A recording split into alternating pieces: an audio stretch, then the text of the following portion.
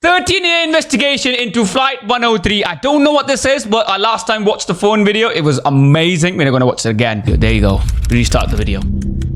In a few seconds, I think I just realized. A bomb will explode here. Right now. Everyone on board will die.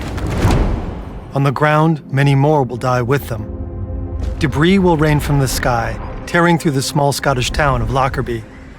In the months that follow, thousands will comb the area for clues. Police officers, soldiers, volunteers. This search will become one of the largest crime scenes in history. This is no accident. It's a terrorist attack. And it will trigger one of the largest and most complex investigations of all time. This is why I love their videos. The case will span continents, and nearly 40 years later, it will remain unresolved. This is the story of one of the deadliest plane crashes in history. The Scottish countryside is about to become the largest crime scene in the world.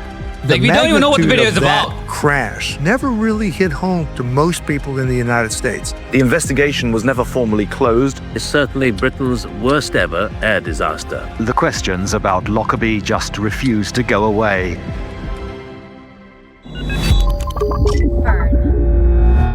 That intro hits every time, doesn't it? I'm Jonas, by the way, one of the founders of Fern. Did you ever wonder why we're called Fern? The name partly references this beautiful, untranslatable German word called Fernweh. I love this filmmaking, dude. Of feeling homesick, this is like so a longing good for faraway places. This story is scary, but Yay. flying is extremely safe, and often it's the only feasible way to explore cultures across the globe. Whenever I travel, I use Saily. I just buy a plan there's an ad. We're gonna skip this one. We're gonna skip this one. This is like 5 or 10 people walking on one video. The Pan Am 103 Lockerbie Legacy Foundation has collected interviews with eyewitnesses and victims' relatives. You was an editor, yeah. Shona Black Harkness is one of them. Did you know I've said this before? What do you mean I was an editor? I actually wanted to go to a film school because I wanted to learn filmmaking. The Pan Am 103 Lockerbie Legacy Foundation has collected interviews with eyewitnesses and victims' relatives. Shona Black Harkness is one of them. Why Lockerbie? Why this wee town? Why was I there? It's just days before Christmas in Lockerbie, a small Scottish town of about 3,000 people. Just before 7 p.m., Shona rings a doorbell. She's with her younger sister and her niece, carrying Christmas presents for their friend Diane. Diane welcomes them inside. Suddenly, the house starts shaking. Shona and Diane assume it's a passing train, but it's actually the first signs of a massive explosion. And then the next thing we felt as if the windows from the kitchen got blown through. Flames started coming through the fire. So we crawled into a corner with the 2 young kids. We kind of cuddled up to hide the kids. The children are screaming, but they all stay put until the shaking stops.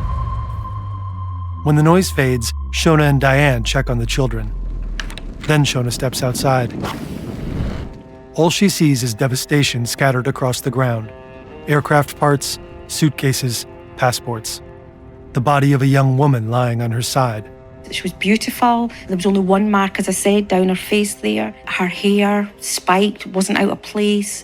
Her clothing wasn't damaged. The people of Lockerbie slowly begin to understand what happened. A plane has fallen from the sky. That night, the first images appear on TV. Rescue teams from all over Britain are heading for the scene of Why what looks to be Britain's... Why does the animation look better than IRL? Because it's fun. It's... worst air crash tonight. Just after 7 this evening, a jumbo jet crashed onto the town of Lockerbie in the Scottish borders. Witnesses describe a gigantic fireball, a blinding flash that looked almost like a nuclear explosion. Burning debris raining from the sky, wrecking houses. Some houses on the south side of Lockerbie reportedly all but disappeared. The scale of the destruction becomes clear the next day. Entire neighborhoods lie in ruins. Still don't understand what happened. Why did the center of it all is a massive crater. It's about 50 meters long and over 10 meters deep. This is where the wings and part of the fuselage came down. The nose was torn from the plane, but it remains largely intact. Even the writing on the side is still legible. Images of it quickly spread in the media. 11 residents of Lockerbie are dead. All 259 people aboard the plane were killed. Most were Americans traveling home for Christmas. As the town mourns, questions emerge. The plane didn't transmit a distress call, and witnesses report that it exploded in midair before impact. When I was sitting with my aunt, a thing like an enormous mushroom fireball whizzed past the window, and all I could think of was getting her out.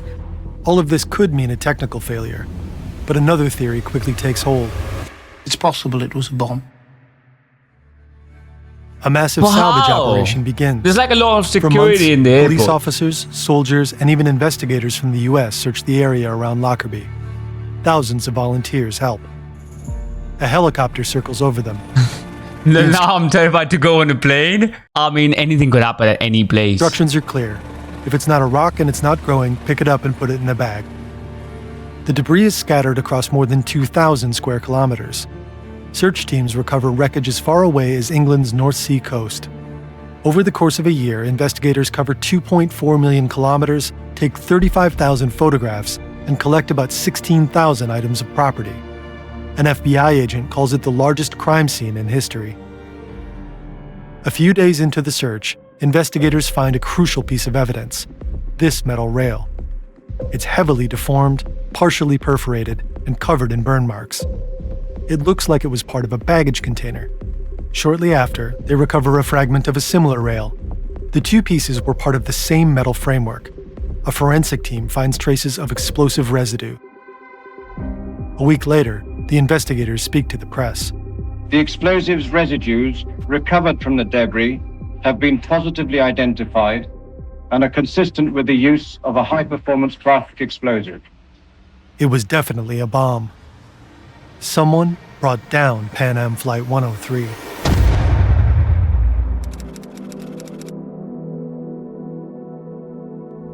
A week after the crash, the case becomes a murder inquiry.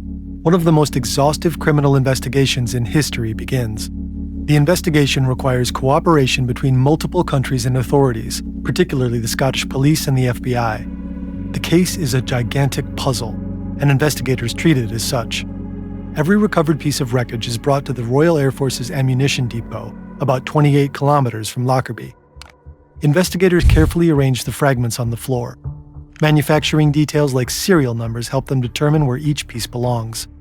Bro, this video is insane. But a lot of the AI stuff is not what I like. They know the blast originated in the aircraft's forward cargo hold.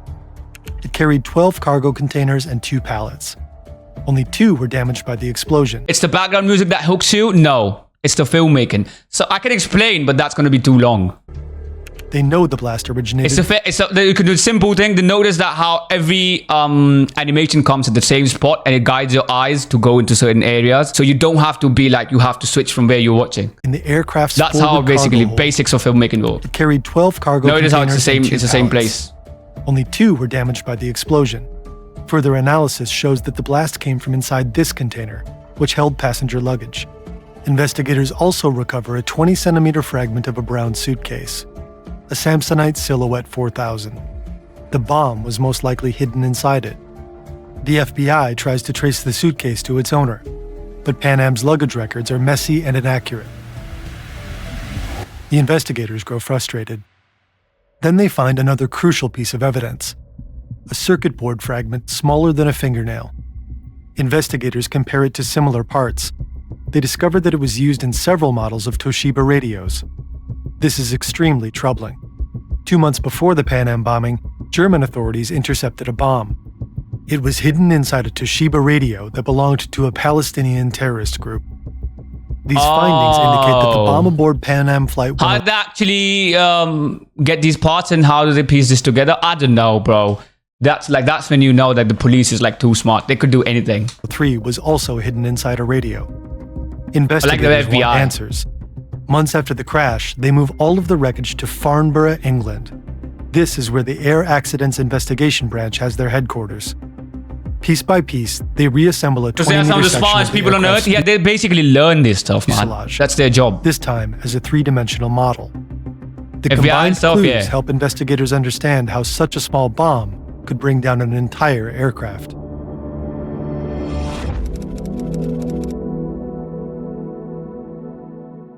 It's late afternoon, An aircraft is parked on a stand Heathrow southeast Airport. of Terminal 3. It's a Boeing 747 operated by Pan Am. The airline was the first to order the iconic jumbo jet in the late 60s.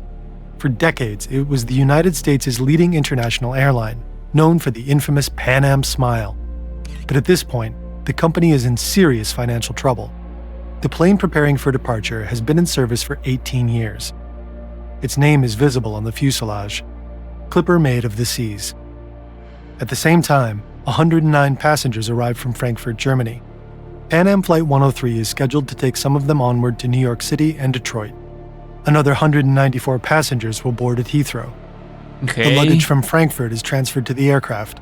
Everything follows standard procedure. The crew assumes the bags were properly screened in Frankfurt, so there are no additional checks. Among the bags is this unremarkable brown Samsonite suitcase. It's placed in a container and loaded into the forward cargo hold. At 6:04 p.m., all 243 passengers are seated, and the plane taxis onto the runway. 21 minutes later, Pan Am Flight 103 takes off on its transatlantic journey. Captain James McQuarrie gently guides the jumbo jet through the heavy clouds. As a seasoned pilot, he knows how to handle the strong winds that are blowing that evening. At 6:56 p.m., the aircraft reaches an altitude of roughly 9,400 meters. It's approaching the Scottish border. Apart from the 3 men in the cockpit, there are 13 cabin crew members on board. They're already serving drinks and handing out headphones. At 6:58 p.m., First Officer Ray Wagner radios in with their current position. At 7:02 p.m., the Clipper made of the seas is cleared to cross the Atlantic. But it never will. The brown Samsonite suitcase is located right here. Inside it is a radio. Hidden in its casing are about 450 grams of explosives and a timer. Exactly 50 seconds after 7:02 p.m., that timer hits zero. To understand what exactly happens in the next few seconds, we asked our friends at Mentor Pilot for help. The bomb blows a small hole in the cargo container as well as the plane's outer skin right here. Okay. And at the same time, it also tears through the main cabin floor above it. The explosion acts like a bubble of high-pressure gas, and it blisters the plane's skin right here. Some of the energy from the blast escapes through the hole into the air, but part of it also bounces around inside of the cargo container. The shockwave forces its way through the narrow space between the container and the fuselage, and reflections and chemical reactions then create a second shockwave, which pushes the metal outwards, stretching and blistering the skin around the hole. The pressure then keeps moving through the gaps inside of the plane's structure, soon reaching both the top and the bottom of the fuselage. As it does so, it causes multiple further cracks, and under this stress, the hole grows larger and the metal starts folding back into a star-shaped pattern. The pressure also bounces around inside of cavities under the roof and along the bottom of the fuselage, and together this builds up an overpressure that makes the front section of the plane start breaking apart more and more, until the upper and lower part of the hull is ripped apart.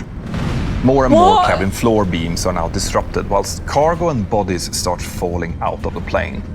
At this point, only the tiny window area is connecting the nose part to the rest of the fuselage, meaning that the plane's structure is now extremely weak. And about 2 to 3 seconds after the explosion, this section here then breaks off, causing the entire front of the aircraft to start turning away to the right. The nose section now detaches and flings backwards, where it hits one of the engines, breaking that off the wing. And without the front part to direct the airstream and balance it out, the rest of the plane now tilts upwards and rolls violently to the left. As the detached nose hurtles towards the ground, the rest of the plane keeps breaking up. The remaining engines comes off, and when the tail fin then detaches, the back section of the fuselage likely slides sideways and also separates. The wings then also breaks apart at some point, although it's not clear exactly how, but they soon tumble down towards Lockerbie. And when they hit the ground, they explode into a massive fireball and creates a big crater. That Around makes sense. this, more than a dozen houses loses their Well, my roof question from is- the shockwave. And Bro, if the terrorists are that smart, why are you a terrorist in the first place? How did you let someone convince you to become one? Surely that's a question to ask. This is fucking out Titanic. Yeah, this is crazy. an 18-meter section of the fuselage now also crashes into a nearby street, Titanic in the sky, that's a good luggage and title, bodies yeah. across the road and into nearby gardens. In total, over 300 tons of debris, suitcases, cargo and passengers falls down over the area, with the wind carrying some of the lighter debris as far away as the North Sea. The nose section with the 3 bodies of the flight crew as well as some first-class passengers is then crushed completely flat as it impacts the ground on its left side about 4 kilometers to the east of Lockerbie. 270 people die that day, but maybe they didn't have to. Just weeks before the attack, the U.S. Embassy in Finland receives a phone call. It's a threat. The caller warns that within 2 weeks there will be a bombing on a Pan Am flight from Frankfurt to the U.S. The victims' families are outraged. Why wasn't the threat made public at the time? Then Vice President George H.W. Bush explains the decision on TV. Sometimes by going public, you achieve panic. Undue attention to what the terrorist wants to call attention to.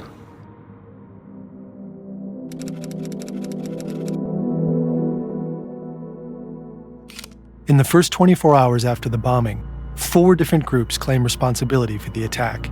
Yeah, that's true. One is from Iran, another from Ireland. The list also includes the Wait! What did he say? In the first 24 hours after the bombing, 4 different groups claim responsibility for the attack. One is from Iran, another from Ireland. The list also includes the Palestinian terror cell whose bomb was intercepted in Germany. The CIA believes the Iranian group's claim is the most credible. Their motive is believed to be revenge against the United States. About 6 months before Lockerbie, Okay, makes sense. U.S. Navy forces shot down an Iranian passenger plane in the Persian Gulf. The U.S. military later claimed it had mistaken the aircraft for a fighter jet. 290 innocent people were killed. Despite numerous theories, progress on the Lockerbie case is slow. Leads point to several countries, but none pan out. The first real lead comes in 1989. Investigators re-examined shredded pieces of clothing from the crash site. Among them is a scrap of fabric from a pair of pants. They're from a brand called Yorkie. The pants were in the same suitcase as the bomb. The fabric leads the investigators to a small clothing shop on the Mediterranean island of Malta. An officer speaks with the shop's owner, Tony Gauci. Gauci remembers a very strange customer. A man walks into the shop. He buys everything Gauci shows him without hesitation and regardless of size. A baby onesie, a black umbrella, a wool jacket, and a pair of Yorkie trousers. Gauci is able to describe the man in detail, and the FBI sends a sketch artist to Malta to create a composite drawing. Investigators interview Gauci several times and show him pictures of suspected terrorists. None of them resemble the man he saw in his shop. So the FBI sends additional agents to Malta. Their job is to find out who entered and left the country around the time of the attack. For that, they have to comb through piles of immigration records by hand. More than a year after the bombing, investigators uncover another crucial piece of evidence in the debris. Once again, it's a circuit board fragment smaller than a fingernail. The explosion must have blasted it into the collar of a shirt that was also in the Samsonite suitcase. But it wasn't part of the Toshiba radio that held the bomb. Scottish investigators try to track where it came from, and with the CIA's help, they eventually find a lead. Months before the attack, 2 Libyan men were arrested in Senegal. They were carrying an electronic timer. It's the exact same model as the newly discovered circuit board. They also had 8 kilograms of explosives with them, the same type found in Lockerbie. Since the 1970s, Libya has been repeatedly linked to terror attacks around the world. The country's been in the list of suspects from the very beginning. And there's also a possible motive. On April 5, 1986, just before 2 a.m., a bomb explodes in West Berlin. The target is a nightclub known to be popular with U.S. soldiers. 3 people are killed and over 200 injured. Suspicion quickly falls on Libya and its leader Muammar Gaddafi. The attack appears to have been aimed directly at American citizens. It's most likely retaliation for the sinking of 2 Libyan ships by the US just weeks earlier. The American response comes only days after the Berlin nightclub bombing. My fellow Americans, at 7 o'clock this evening, Eastern Time, air and naval forces of the United States launched a series of strikes against the headquarters, terrorist facilities, and military assets that support Muammar Gaddafi's subversive activities. President Ronald Reagan orders U.S. forces to bomb the Libyan cities of Tripoli and Benghazi. Though officially aimed at military targets, the bombing also kills civilians. According to Libyan state media, Gaddafi's adopted daughter is also among the victims. Was the Lockerbie bombing another act of revenge ordered by Libyan ruler Muammar Gaddafi? The trail of the 2 Libyans arrested in Senegal soon goes cold. But the electronic timer they carried leads investigators to Switzerland, to a company called Mibo. Investigators confirmed that Mibo manufactured the timer linked to the circuit board fragment found at Lockerbie. They also learned the company sold multiple units of the same timer to the Libyan military. More and more, evidence points to Libya's involvement in the attack on Pan Am Flight 103. FBI investigators question Mibo's owners. They show them the composite drawing of the suspect. Well, surely that man's dead. From Malta. One of them claims to recognize the man. He says they did business together and that he remembers his name. Abdelbasset Ali al-Megrahi, a former member of the Libyan intelligence service. Investigators obtain a picture of Megrahi and show it to Tony Gauci in Malta. Gauci says that, of all the images he's seen, this one most resembles the mysterious customer. After years of painstaking work, investigators finally have a real suspect. And the net begins to tighten. Records place Megrahi in Malta on December 7, 1988, the day of the suspicious purchase at Gauci's shop. Baggage logs in Frankfurt also show an unaccompanied bag arriving from Malta, bound for Pan Am Flight 103 to New York. Investigators also learned that Megrahi was more than just an intelligence officer. He served as head of security for a Libyan airline. This would have allowed him to move freely around Malta airport without raising suspicion. He even used a fake passport to enter the island on the very morning of the attack. Was he the one who sent the suitcase with the bomb inside it from Malta to Pan Am Flight 103? Investigators follow another lead to an airport manager in Malta. Like Megrahi, he appears to have links to Libyan intelligence. His name is Lamin Khalifa Fima. Immigration records place Megrahi and Fima together on the day of the attack. Fima had access to official Air Malta baggage tags, making it relatively easy to slip a bag onto a flight bound for Frankfurt. Then comes a final, crucial piece of the puzzle. A witness. He says Fima stored explosives at Malta airport, and that he saw both suspects together the day before the bombing, with a large brown suitcase. Nearly 3 years after Lockerbie, investigators finally have 2 clear suspects. And soon, the world will know their names.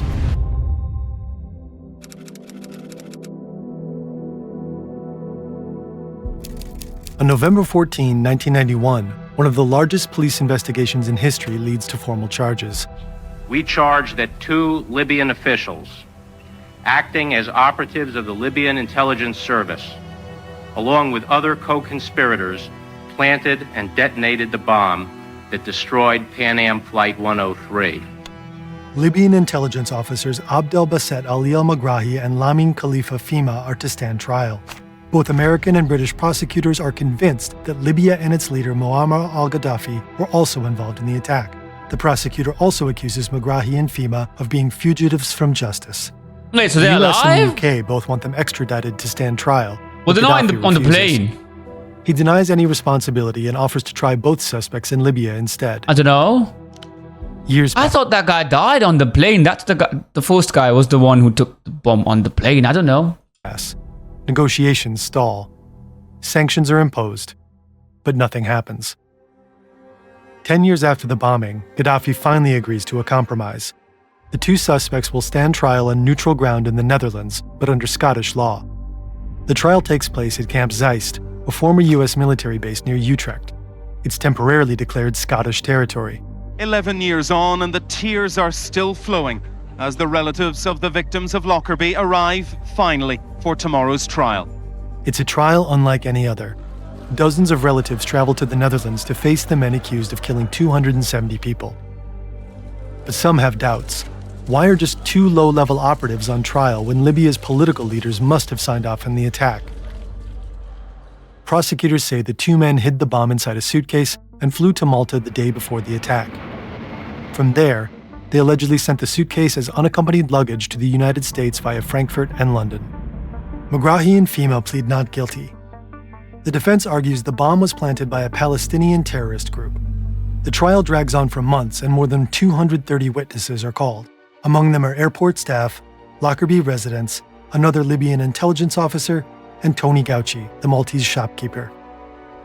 On January 31st, 2001, the Scottish judges deliver their final verdict. Megrahi, guilty. Fhimah, not guilty. Why? Megrahi's conviction could have closed the case. Instead, it raises even more questions, especially for one man.